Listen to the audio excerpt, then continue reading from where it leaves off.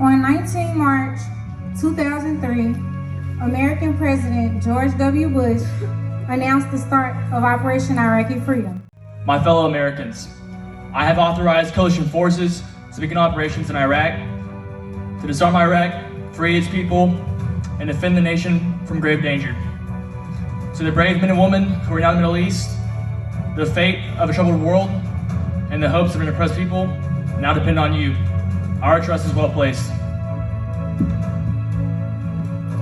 Coalition Forces Commander Lieutenant General David D. McKernan's strategy was to have elements of 5th Corps avoid congested areas to maintain speed of maneuver to Baghdad. I want 3rd Infantry to move north quickly, avoiding all major cities, proceeding through the Karbala Gap to approach Baghdad with ferocity. The Karbala Gap was a 5-mile wide tract of land that the coalition forces could use to exploit the western flank of Baghdad and Iraqi forces. General William S. Wallace, 5th Corps commander, gave 2 intermediate objects to 3ID. They must capture Objective Lions, the Saddam International Airport, and Objective Saints, a critical intersection of Highway 1 and Highway 8 in Rashid, Iraq. Those 2 points were paramount to their line of operation. The 2 objectives defined the 5th Corps line of operations and oriented the battle towards Baghdad. The stage was set for Major General Buford Blount, 3rd ID Commander. Major General Blount adjusted the timeline given to him by 5th Corps Commander and attacked Objective Lions 1 day earlier than planned. Major General Blount's initiative was only possible due to a principle known as Mission Command. Mission Command empowers decision makers who have the best information to make timely decisions. The attack on April 4th was a resounding success. 5th Corps and 3ID intelligence determined that fortified opposition would not be present in Baghdad. It was unknown if Baghdad was a trap, a clever ruse, or a hollow shell. Major General Blount's 1st Brigade secured the airport, and his 2nd Brigade would need to take the mantle to determine enemy strength and capabilities. Major General Blount ordered Colonel David Perkins. Colonel Perkins, 2 days from now, I want you to attack into the heart of Baghdad. I need you to identify enemy capabilities and tactics so that we can formulate the plan to take over Baghdad. At 0630, on 5 April 2003, Colonel Perkins tasked 1st Battalion to make the appropriately named Thunder Run. Lieutenant Colonel Swartz, you will proceed north on Highway 8 into the heart of Baghdad before turning west to join 1st Battalion, 1st Brigade at the airport. Lieutenant Colonel Shorts, commander of 1st Battalion, 64th Armored Regiment, had misgivings with the plan, but nevertheless employed a task force comprised of 29 M1 Abrams tanks and 14 Bradley fighting vehicles and numerous armored personnel carried. Thunder Run was led by Alpha Company 164, followed by Charlie 164, and lastly, Charlie 315. As the element departed, they were immediately conflicted with a mixture of civilian traffic and Iraqi forces who hid among the population. Highways were not closed, forcing soldiers to make split-second decisions on whether vehicles were hostile or neutral. Within moments of departing, the armored task force began to take fire from all directions, from both plainclothes civilians and Republican Guard soldiers. One tank commander, Staff Sergeant Steven Booker, was operating the 50 cal machine gun on his Abrams when it jammed. With complete disregard for his own life, Staff Sergeant Booker retrieved an M4 rifle from inside the M1A1 and lay prone on top of his tank's turret so that he could continue to engage the enemy and call out enemy targets to coalition forces. Fallout fire, 3 o'clock. Alpha Papa Charlie, 6 o'clock. Hey, ready up 36. We need suppressive fire units in our left flank. Staff Sergeant Booker continued identifying enemy targets and engaging them with his M4 until he was struck by small arms fire. Staff Sergeant Booker died a hero shortly after receiving the critical injuries. For his courage and leadership, Staff Sergeant Booker received the Silver Star with a citation that read, Staff Sergeant Booker's fearless attitude and excitement over the communications network inspired his platoon to continue the attack and assured them that they would defeat the enemy and reach their objective. Thunder Run is etched in the history books as a resounding success because of the bravery of men and women like Staff Sergeant Booker. Staff Sergeant Booker's Silver Star was upgraded to the Distinguished Service Cross. Ladies and gentlemen, please join me in a round of applause for our soldiers who reenacted Thunder Run.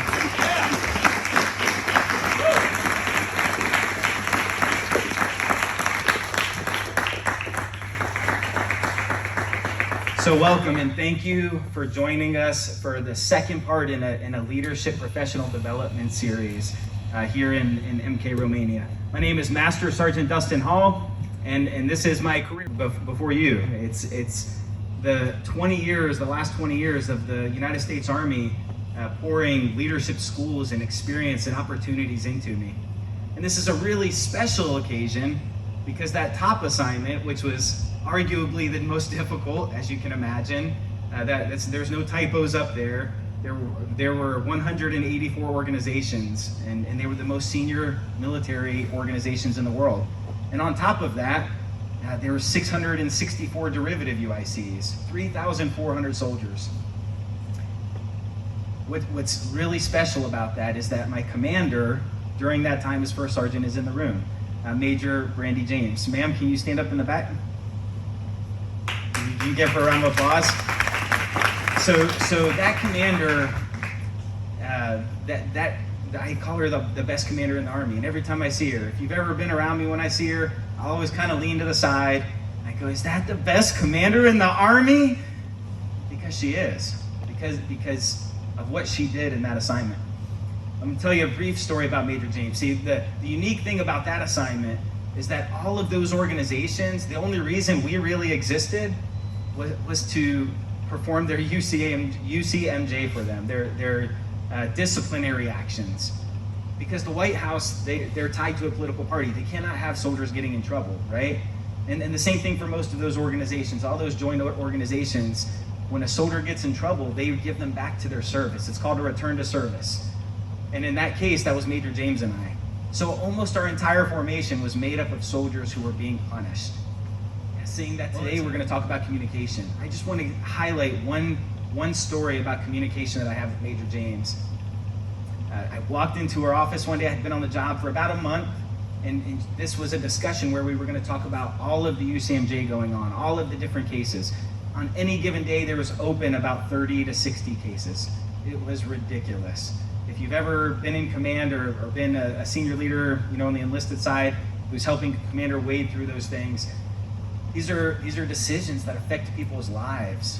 They're decisions that you're making without all of the information because you weren't there, right? So you're relying on second-hand accounts or sometimes first-hand accounts, but nevertheless, you're not getting it directly. What Major James did, though, is she communicated to our organization, and she influenced our organization. When she sat across from me as the First Sergeant and said, First Sergeant, people get in trouble. That happens, right? Our job is the UCMJ process. But the message that she wanted sent was this: we're not against them. Our job, we may have parts in that process along the way, but our job is to catch them on the back end of that process, to support them through it, to make sure that they know they have a supportive command team, and on the back end to help them come out of it better. I cannot tell you how many soldiers thanked that commander for punishing them. It's ridiculous, right? What an amazing command climate she set, though. That, hey, this isn't the command against you. The UCMJ process takes on a life of its own. We're here to help you through it and to catch you on the back end of it. And no matter what, whichever way you come out of it, whether it's continued service or in the civilian life, we want to make sure that you're set up for better success than you are today. It's pretty amazing, right? All right, one more round of applause. My commander has to get out of here. Thank you, ma'am, so much for coming. I know she's the brigade. So that's me. So this is what we're going to talk about today, communication. But before we get there, I want to just review part 1 of the series. If you weren't here, many of you were not. We had a series about 2 months ago kick off, and we talked about leadership being influence. John Maxwell, that quote at the top, says that leadership is influence, nothing more and nothing less. Does Army doctrine support that? Of course it does, or I wouldn't put it up there. ADP 6-22 says that leadership is the process of influencing. And then it continues with the rest of that definition, but that's not as important as that first part. The first part is the definition. The rest of it is by providing purpose, motivation, and direction. It's what it does. But leadership is influence according to our doctrine. We talked last time about the Army. The United States Army is model for influencing. That our goals are to either obtain compliance or to build commitment. We can do that through pressure and legitimating. Hey, you'll get it done or you're going to get punished. I'm a master sergeant. I'm legitimating myself, right? I'm telling you what to do, so you got to listen to me. None of us really likes it when we hear either one of those kinds of leadership, but the Army says that those are valid methods of influence. They're effective, right? And you'll see in a moment our Canadian friends would agree. Rational persuasion, that's when you're trying to help them work it out for themselves. That's when prizing and exchange, that's, hey, this is how valuable this is. If you do this, I'll make sure you get that day off that you've been waiting for. All of those things may obtain compliance, but as you've probably already guessed, if you weren't here last time, we want to build commitment. And these are some ways that we get after building commitment. Personal appeals are great, but they do have a shelf life. Everybody likes a good movie speech, right? Everybody, raise your hand if you're familiar with the speech from the movie Independence Day, where the president stands up and he's like, hey, we're gonna get the aliens, right? Yeah, so all of us remember that. We remember how it makes us feel. We remember the emotional play. If we were standing in front of those modified spacecraft today, we'd jump on them and go fight aliens, right?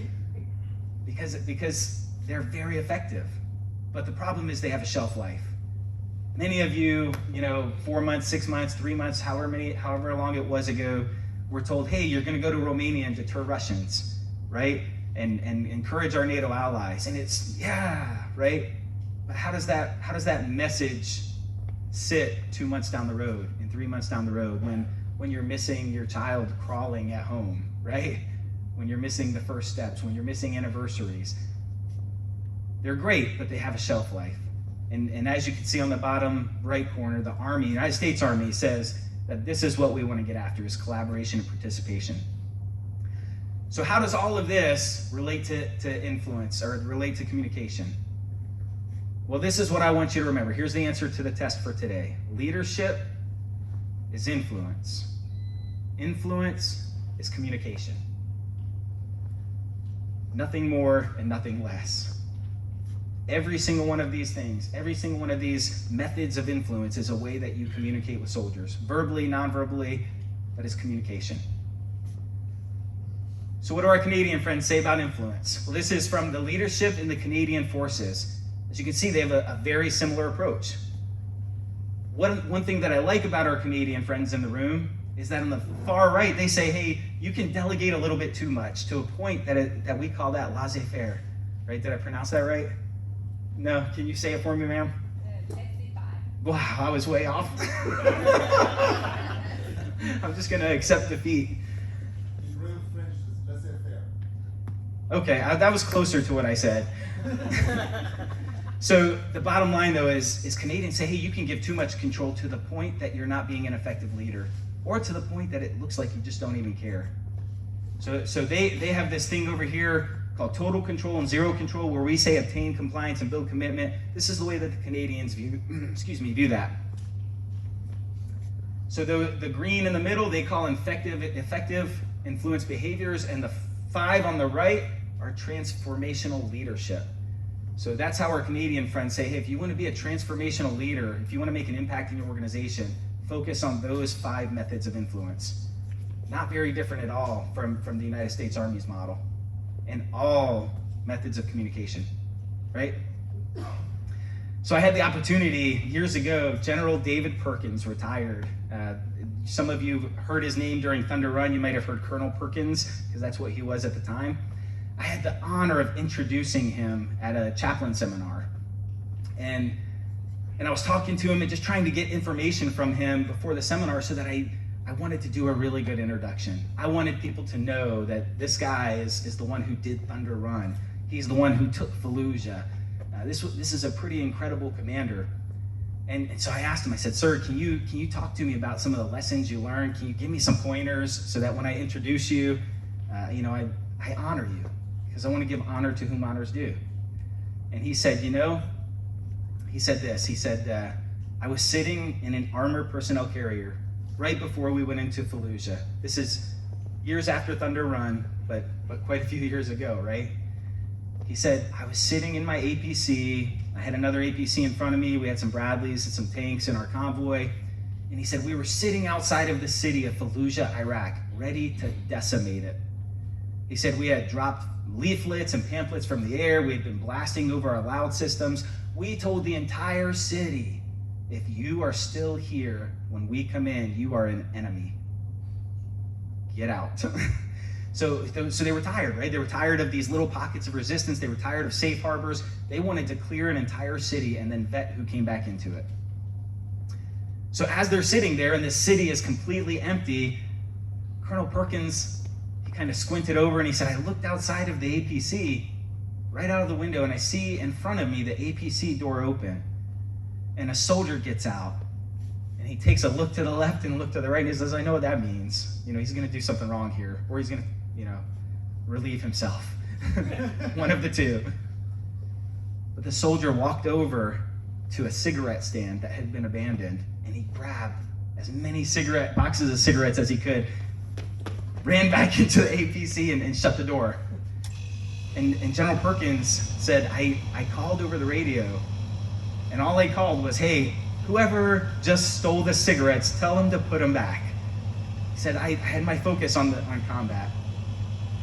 And he said, the radio call started going out. He started hearing, some chatter of who the heck, and all those expletives. And he said, suddenly the APC door opens, and the soldier comes back out and just threw all the cigarettes on the ground, just mad as ever. Said a couple things, and then got back in his APC. What I learned from General Perkins that day, though, what wasn't the comedy of that story? What he told me is this. He said was that I needed to set the right influence and the right communication for my unit. We were getting ready to decimate the town. We're probably going to blow up that cigarette stand anyway. But I had to let my soldiers know that there's a line we don't cross, and it's usually in here. Amazing example of leadership. There's a line we don't cross in the military, right? There's a moral code. There are things that we ascribe and aspire to. It's all about influence. Leadership is influence, and influence is communication. So I hope I've established the first part of that. The rest of this is going to be focused on establishing the second part. So we went over Thunder Run.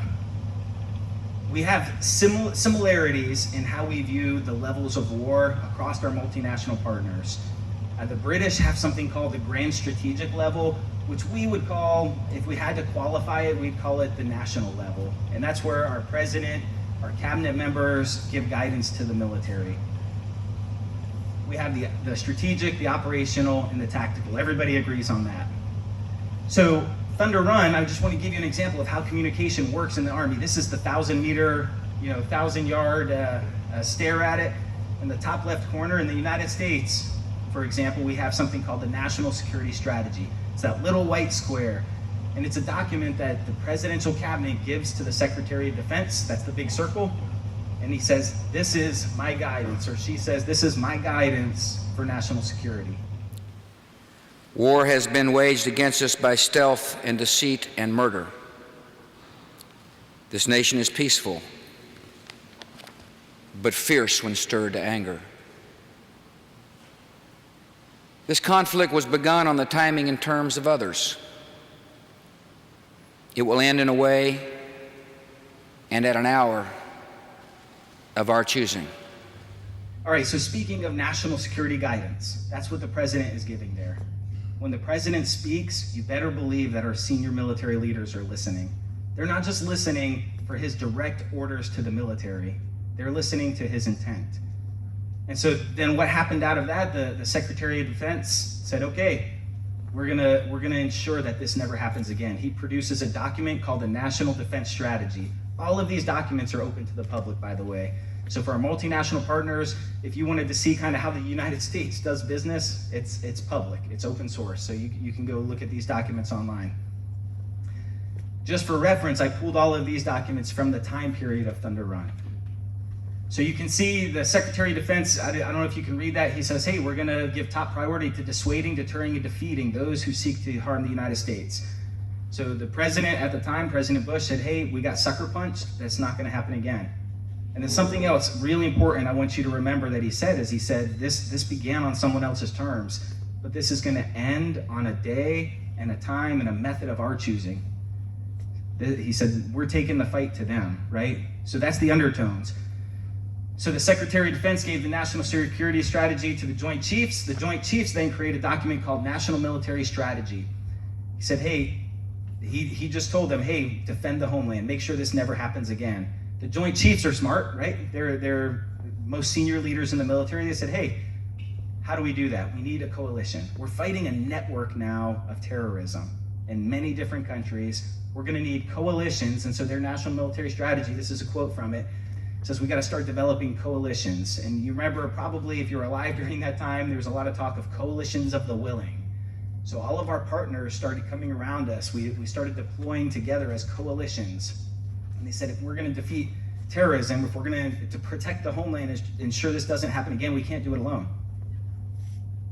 So from there, you have all the military agencies within the Pentagon. Each has their own rep. For the United States Army, we have the Secretary of the Army.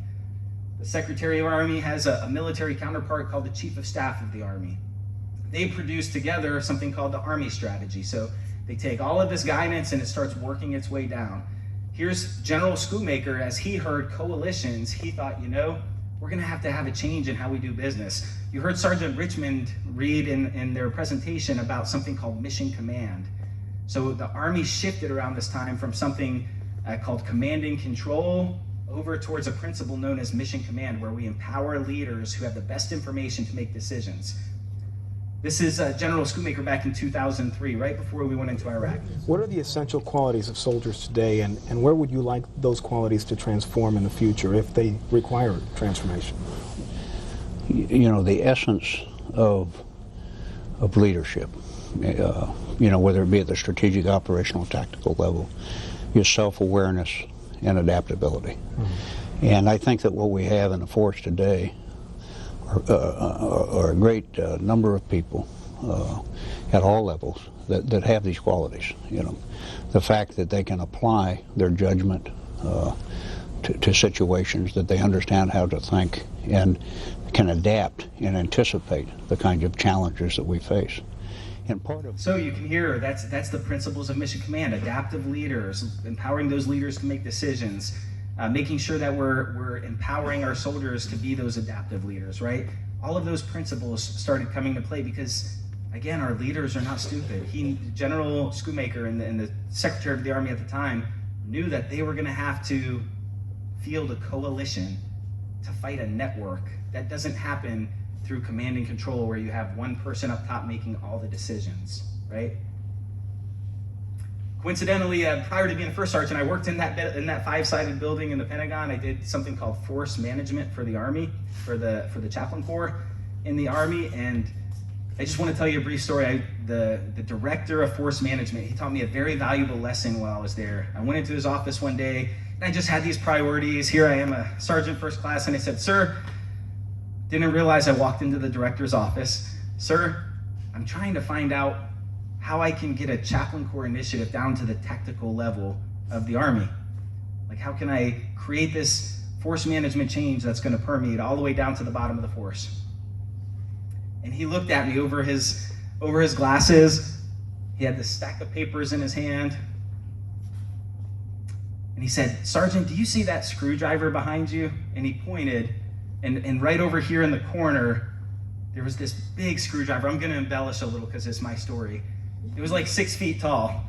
It wasn't 6 feet tall. But he said, "Grab that screwdriver." It was a big screwdriver. And I grabbed it. I said, "Okay, what gives? I'll play along." And he took his glasses off and he set them on his desk in front of him. And he said, "Sergeant, what I'd like you to do is tighten the screw on my glasses with that screwdriver." And no way. Like, it's an impossible task. So I said, "Okay, sir, what are you teaching me?" Right? And he said, "Sergeant," he said, "you've got to realize that you can't use the 1,000-yard screwdriver to fix the Army's problems." He said, "You lose effect over distance." And he said, "You can't communicate something from the Pentagon to the tactical level." He said, "You lose effect over distance. That message loses effect. You've got to work for your subordinate leaders. Otherwise, it's like trying to fix the Army with a 1,000-yard screwdriver." Are you picking up what I'm putting down? When we communicate to folks, we've got to be aware of what level we're at and what level we're trying to communicate to and what we're trying to communicate. And are we using those intermediate leaders to send that message, or are we trying a little bit too hard with less effect? All right, so the Army strategy informs combatant commanders. In the United States military, we divide up the world into these combatant commands. And in this case, to a gentleman named Tommy Franks, General Tommy Franks, retired, who developed theater strategy for 5th Corps. I want you to listen to what General Franks says as all this guidance is trickled down, and see if this sounds familiar. I believe that we're on the timeline that we established, which essentially is a timeline that we exercise at our initiative. All right, so who did that sound like? The president, right? Absolutely. So he said, "Hey, we're on a timeline." They asked him, "What's the timeline of this thing you're going to do in Iraq?" And that message went all the way down from the top. "Hey, we're doing this on our initiative. We got sucker punched before. It's not going to happen again. And this is going to end at a date and a time of our choosing." So you can see how communication flows from the senior-most levels all the way down. And that's the way it should flow. And we'll talk about what happens when that communication can be wrong and what the process is for that in a moment. So that was the theater strategy to 5th Corps. General Franks said, "Hey, this is going to happen at a date and a time of our choosing." 5th Corps was able to then develop their operational plans and orders for 3rd ID. This is what it looked like. Proceed through the Karbala Gap. You heard General McKernan over here earlier. She said, "Hey, I want you to proceed through the Karbala Gap with ferocity. Avoid major cities. Avoid any small fighting. Let's get to Baghdad and establish our line of operations." And that's what happened. From there, that message continued to trickle down to 3rd ID that provided the sustained operations and what we know now as Thunder Run. You can see the tanks departing there. 3rd ID provided, so for the United States Army, a division element is usually the smallest element that can deploy and sustain itself. A brigade can to a point, but a division is built to go there and occupy. That's what the United States Army is built for. We're built to take ground and hold it. Where our Marines and our Navy counterparts, they're really good at like beach assaults, and they're good at blowing things up. We're designed to go to a place and turn MREs into poop. So that's our rations. That's our job. We go to a place and we say this is ours for the time being until our leaders tell us it's not, right? So those are sustained operations. The 2 brigades pass that down to the battalions as tactical execution, and sustained tactical warfare. And that's where we get heroes like Staff Sergeant Stevan Booker who understood every bit of this chart. He understood the guidance. He was part of a coalition. He signed up saying, hey, this isn't going to happen to the United States again. I'm going to make sure of that, right? Came all the way down to mission command through the Army strategy. When he was giving orders on top of the tank, he realized, hey, my 50 cal jammed. I'm no longer just executing. I'm going to grab a weapon and start orchestrating. Through his citation, through Staff Sergeant Booker's excited communications over the network, he rallied his soldiers and gave them the confidence that they could complete the mission. That's mission command, right? That's how Army communication is supposed to work. That guidance is supposed to trickle from the top all the way down. But almost as important, and some would say far more important, is that communication, that we build an environment for soldiers that feedback can come back up. We're going to talk about that in a little bit, but know for now that the communication process is not complete, in the Army at least, when the message is sent. So what does this look like for our soldiers nowadays? And I'm sure this is the same for all of our multinational partners. What is it that we expect of soldiers? I'm gonna grab a soldier here, and let's just see what we can put into her mind. Go ahead, take a seat. Specialist Pfister. So we got national strategy here. We got someone who's going to come like myself and talk to her from this grand strategic level and tell her everything she needs to know about the military. Right? So then while that's happening, we have another soldier who comes along and says, hey, have you updated your med pros and taken care of your family? Do you know the tactical operation plan tonight? Have you talked to the supply sergeant? We have another sergeant who comes up and says, hey, I talked to the chaplain. Where are your priorities at? How come you haven't been to the promotion board yet? Right? Why haven't you updated your med pros? I mean, this is ridiculous. The mass of information that we put on soldiers these days is incredible. And they hear it from different directions, from multiple sources. And so what's our job as a leader in this scenario when this is happening, right? Our job is to come over here. Right? Your job as a military leader in communication is to stop the noise, to filter it out, to prioritize for the soldier. Because most of the time what we're going to require is a soldier to output, thank you, to output everything in an organized manner. We expect all this stuff to be dumped in, and we expect the soldier to execute. But we as leaders can often fail if we're not careful at helping the soldier.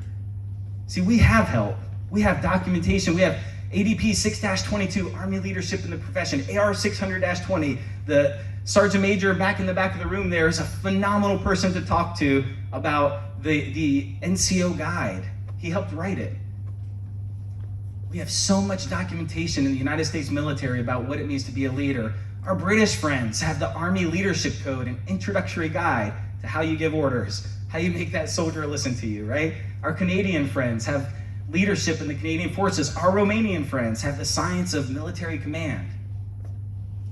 Barnes & Noble will flood your inbox if you try to search for books on leadership. But what does that soldier have? Or that sailor, or that Marine? How many books or manuals do they have that says, this is how you be a good follower? This is how you digest that multitude of information? Zero. In fact, our only efforts to give them help, like through things in the military, in the United States military called the Soldier's Manual of Common Tasks, is really just more stuff that we're putting into them. Hey, do your battle drills. Do you know your critical tasks? Why don't you know battle drill 1? Do you know what your MOS's critical tasks are? It's ridiculous. All we do is pour into them more and more and more and more and more. If you don't remember anything from this slide, I hope that it'll sink in with you that our soldiers and sailors and our Canadian friends, your younger troops, they're pretty incredible folks for what we put on them. Our job as leaders is to be the filter. It's to be that wall that says, hey, let me help you prioritize. Let's help get this, to a sensible level of information, and this is where I need you to focus. This is what I need you to do. This is what's important. We'll get to that tomorrow, right? And we spoke a little bit about feedback in the Grand Army scheme. What we can't miss when it comes down to our individual leadership of soldiers is creating a safe environment where that soldier provides you transparent feedback.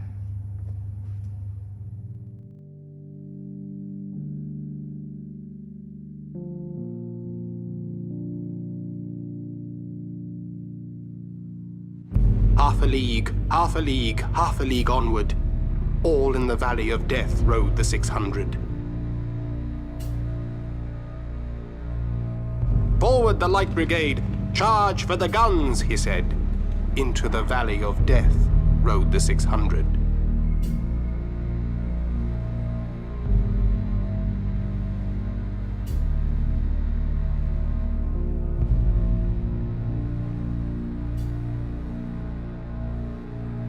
Forward the light brigade. Was there a man dismayed? Not though the soldier knew someone had blundered. Theirs not to make reply, theirs not to reason why, theirs but to do and die. Into the valley of death rode the 600.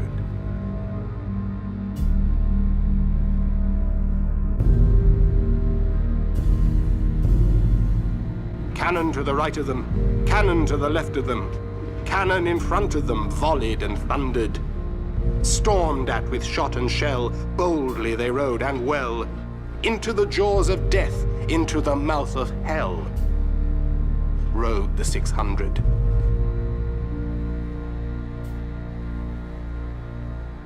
Flashed all their sabers bare, flashed as they turned in air, sabering the gunners there, charging an army while all the world wondered.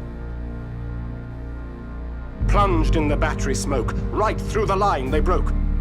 Cossack and Russian reeled from the saber stroke, shattered and sundered.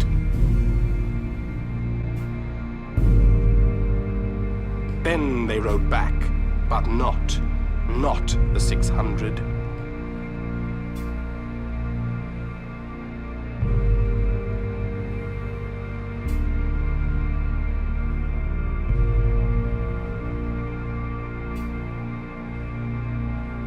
Cannon to the right of them, cannon to the left of them, cannon behind them volleyed and thundered. Stormed at with shot and shell, while horse and hero fell, they that had fought so well came through the jaws of death. Back from the mouth of hell, all that was left of them, left of the 600.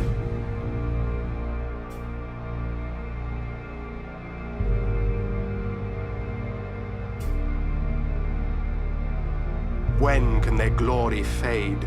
Oh, the wild charge they made. All the world wondered. Honor the charge they made. Honor the light brigade. Noble 600.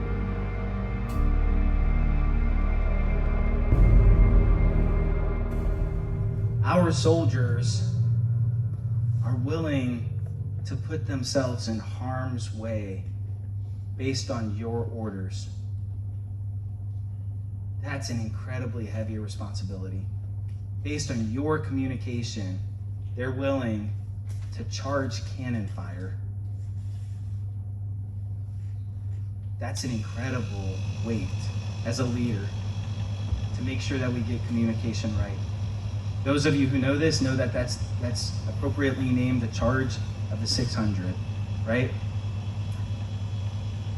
The charge of the light brigade, excuse me. It's the charge of 600 horsemen that were just 100 miles from here in a place called Crimea. To give you some context to how this applies, just 100 miles away from here, 600 horsemen rode into cannon fire because their orders, their leaders had a miscommunication in the orders. That was it. Because miscommunication occurred. That happens, right? We know that as leaders. We know that happens. We know that sometimes we say 0600 and we meant 0700. Miscommunication happens. But what we cannot allow to happen is a lack of feedback. When we're helping the soldier through this massive information and we're serving as we should as leaders and filtering that for them and prioritizing and helping them, we've got to create an environment that's safe for feedback. Because I guarantee that there was some lieutenant or lieutenant, right? There were some officers, there were some non-commissioned officers and those 600 horsemen that turned a canyon wall and saw disaster. You better believe it. You better believe they weren't stupid. We're not going to dishonor them in that way.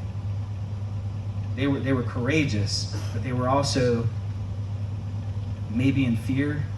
Maybe they didn't have the climate or a command that was willing to accept feedback. Maybe they had lower level leaders whose annual review was due, and they didn't want to be the one who's saying, hey, I turned us around when you told us to go. Right? I'll speak for the United States Army. We have a value that's called personal courage. And that's what applies in those situations for a leader. We've got to have personal courage to receive honest feedback. We've got to be able to accept that we don't know it all. So guidance comes down, just like in the big army, and we send feedback back up. We ask soldiers and we create environments for them to give us good feedback. So what do soldiers need from us in communication? Well, they need three things. We need to give them knowledge, support, and feedback back down on how they're doing, on their performance. We need to whisper criticism and shout praise. So what does knowledge look like? Well, it has three components: justification, belief, and truth. This is for everyone. This isn't just your soldiers, this is for yourself. When we want to come to an understanding of something that will qualify as knowledge, then these three components have to be there. It has to be true, first of all, otherwise it's just not, right? We have to be able to justify it, we have to be able to prove it. In the military, that kind of looks like Army regulations, maybe standards and discipline, things that we know are proven, tactics and techniques, and then we have to believe in it. What happens when you have only 2 out of the 3? When you have all 3, you have knowledge, but when you only have 2 out of the 3, for example, justification and truth, you're in denial. You have evidence, it is true, but you don't believe it. I just can't believe it. My house burned down, I just don't believe it. I refuse, right? When you have justification and belief without truth, you're mistaken. I just knew that it was, I said 0800 to everyone for formation tomorrow, until somebody shows you a text that says 07. I have belief and truth without justification, then it's luck. We don't want our soldiers operating there either, flying by the seat of their pants, right? And then it just depends on whether or not they maybe hit the mark out of chance. That's not what we want. We need all 3 of those. And when we can help soldiers through this process to obtain knowledge, then we get farther on the United States Army's model towards building commitment. When we can help them gain the knowledge that they need to be successful, and something else we call maybe for knowledge, another word or a phrase is shared understanding. When we can help soldiers develop that, we're already far on the way to building commitment. So there's something I want to encourage you with, which is just a tool. There's many ways you can communicate, but I want to focus you on this because there's a lot of noise coming in, right? There's a lot of noise that you're holding back. So how do we simplify it to the most basic elements for our soldiers and our subordinates? I submit to you that one of the good ways to do that is called foundational phrases. A foundational phrase is 10 words or less. This isn't where you hear a leader say, I have the 5 W's of my leadership. I have 3 C's. Let me tell you the 7 paragraphs that support those 3 C's. No, it's 10 words, period. 10 words or less. That's not why you think, though. Many of you are probably sitting there thinking, well, yeah, that makes it easy for the soldier to remember. That's true, but that's not why you use a foundational phrase. Use a foundational phrase because it forces you as a leader to be concise, to be clear, to get to the point, to be able to articulate for yourself what it is that you want from your soldier. So when you're holding that massive information back and it's all coming in and it's time to give them something, if you can do it in 10 words or less, it's because you spent the time developing exactly what you require from that individual. That's the main purpose of a foundational phrase, is to check us as leaders, to make sure we're doing the work to break that massive information down to a simple, easy to use statement for the soldier. I like this little ditty. It says the phrase determines what stays. So if you use a foundational phrase, you've heard me say again and again in this training, leadership is influence. Influence is, yeah. So that means if I'm gonna say that, and if I'm gonna try to influence you as leaders, that's the definition of leadership. Leadership is influence and influence is communication.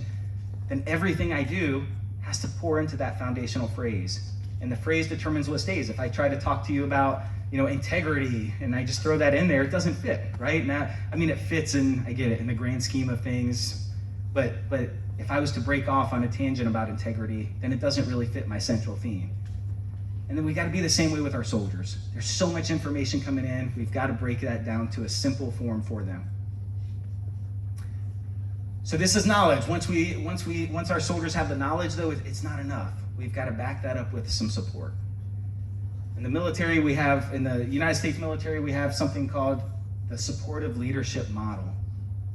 I want to talk to you about this gentleman. His name is Sergeant Major retired Carlos Clausel. He's my mentor in the Army. He's actually retired now, right? But he's my mentor. When I was a first sergeant and I was going to a domestic incident or dealing with some situation I had never dealt with before, you better believe on the road I'm calling Sergeant Major Clausel, retired. Sergeant Major, this is where my mind is at.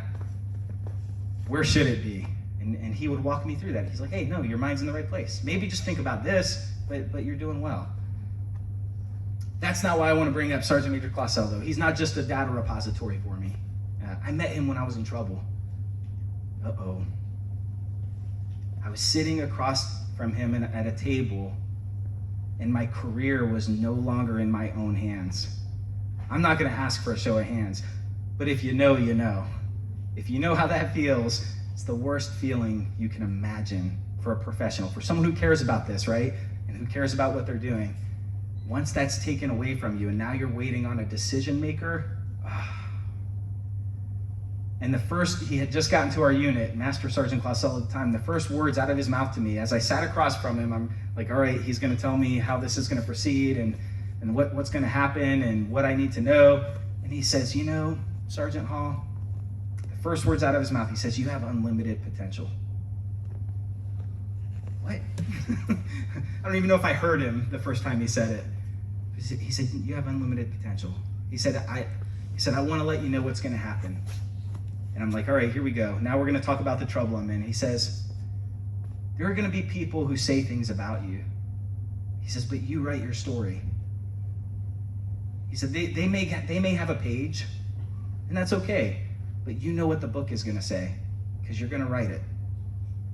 And I thought, wow, how incredible was that? Supportive leaders, they recognize potential and achievement. 2 days later, he saw me sitting in front of a computer doing some whiz-bang thing.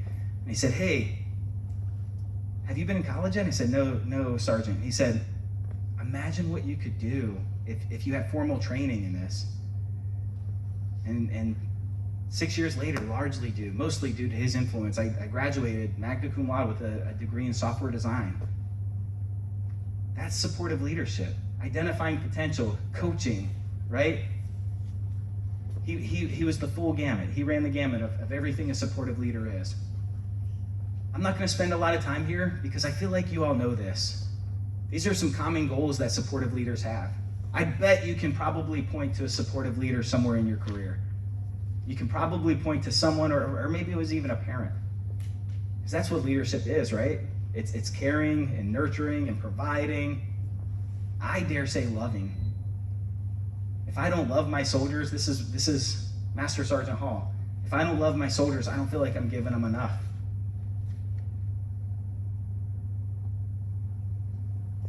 And these are some supportive leader attributes. You all know this. You all are senior leaders. You all have been in the military for a while. But this is what soldiers need. They need more than knowledge. They need support. They need to know that you're going to be there with them when it's not convenient. They need to know that you're going to be there, to help them. If they give you transparent feedback, that, hey, too much is still coming through, don't worry about it, I got you, right? Instead of saying, you're going to have to step it up. Speaking of which, let's talk about that. So in the military, I don't know for our other partners out there, but I know in the United States military, a lot of times we have this backwards. This says whisper criticism and shout praise. And a lot of times we flip that. We shout criticism and we'll whisper praise.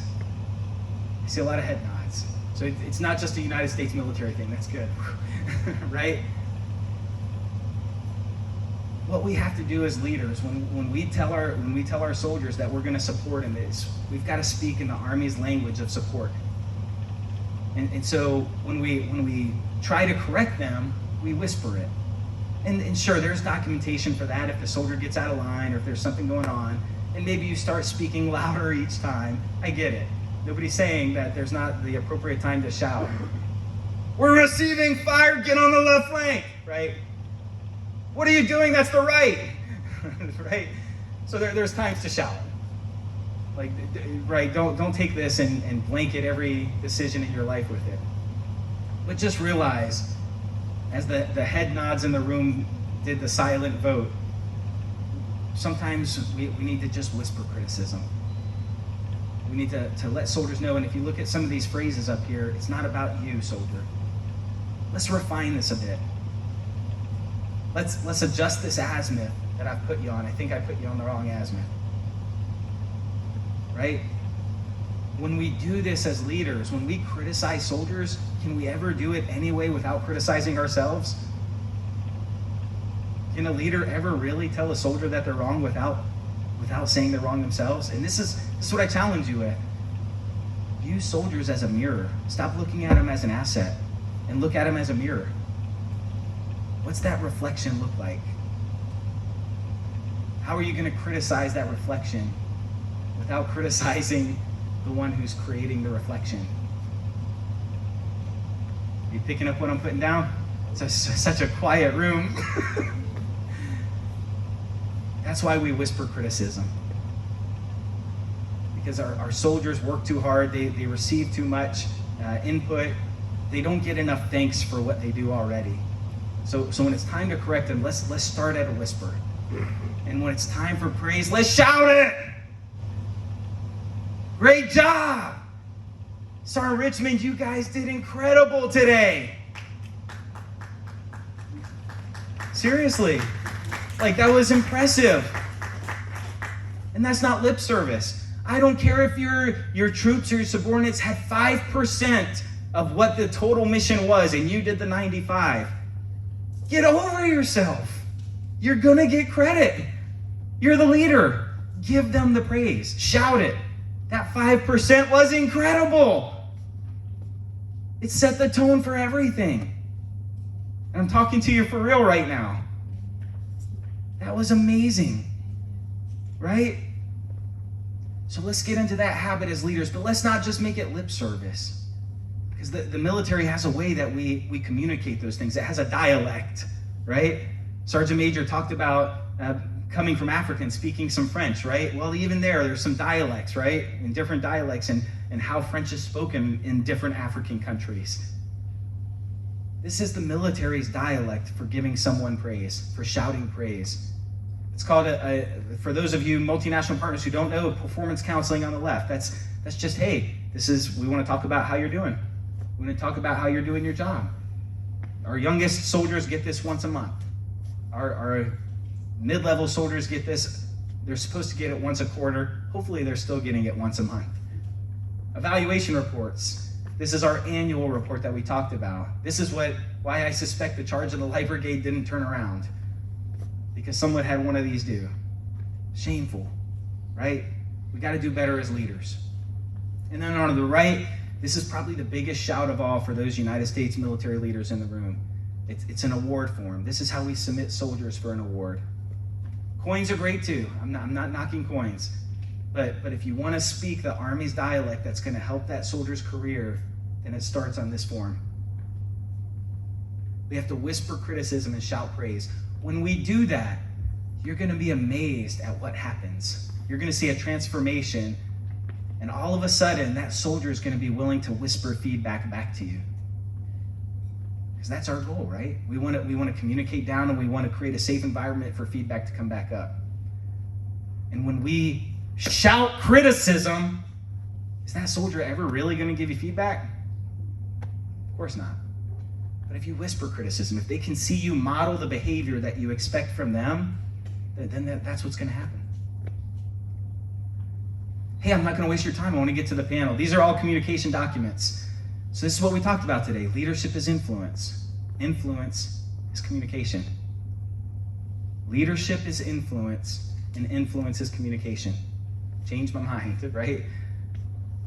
We talked about how guidance comes down, but we've got to create that safe environment for feedback. Protect your soldiers from that massive information. I don't do these things because I'm just a crazy actor, because I know I'm not a good one. I do this because I want to give you a visual representation. For those of you who are visual, to remember holding back that wall. And because as leaders, when you leave this room today, your soldiers are already getting attacked by that wall, right? We talked about knowledge. We talked about those three components. And one thing I failed to mention with justification, truth, and belief. If you're having a problem getting a soldier to that point of knowledge, to that shared understanding with you, turn those into questions. Hey, do you believe this? Do you believe in what we're doing? Do you see the justification for it? Do you think it's true? And a lot of times, just even starting soldiers on that process is going to help them come to their own knowledge, right? To their own answer. And most of the time, it's going to be in line with you if you're asking the right questions. So that's what we need. As soldiers, our soldiers need knowledge, support, and feedback. Let's whisper criticism and shout praise. Thanks for your time today. I look forward to the next leadership seminar. It's going to be sometime probably late January, early February. Another seminar here. I'm going to be looking for panel members for it.